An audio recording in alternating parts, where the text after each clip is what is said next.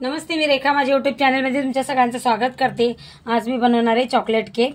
ते व्हिडिओला एक लाईक जरूर करा। आता इथे मी दूध घेतले, 1 कप दूध आहे।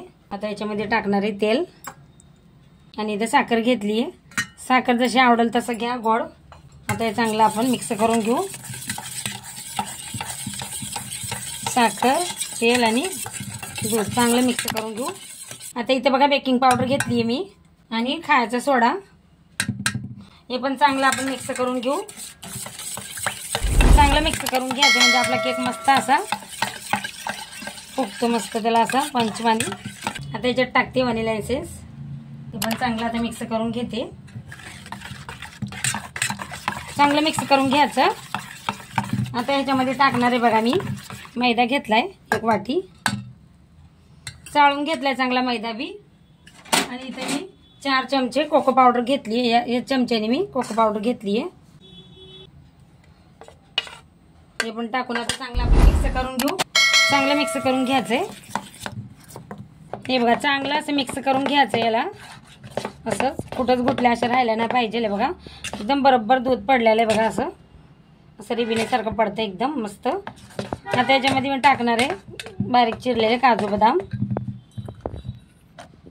आता पण आपण मिक्स करून घेऊ।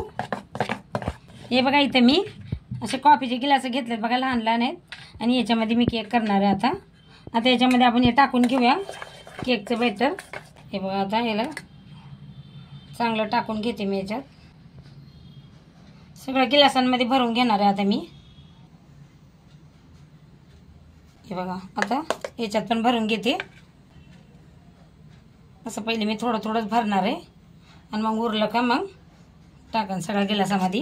हे बघा असे सगळे गिलास मी भरून घेतलेत। आता उरलेला पण याच्यामध्ये टाकून देते मी थोडं थोडं सगळ्या गिलासांमध्ये।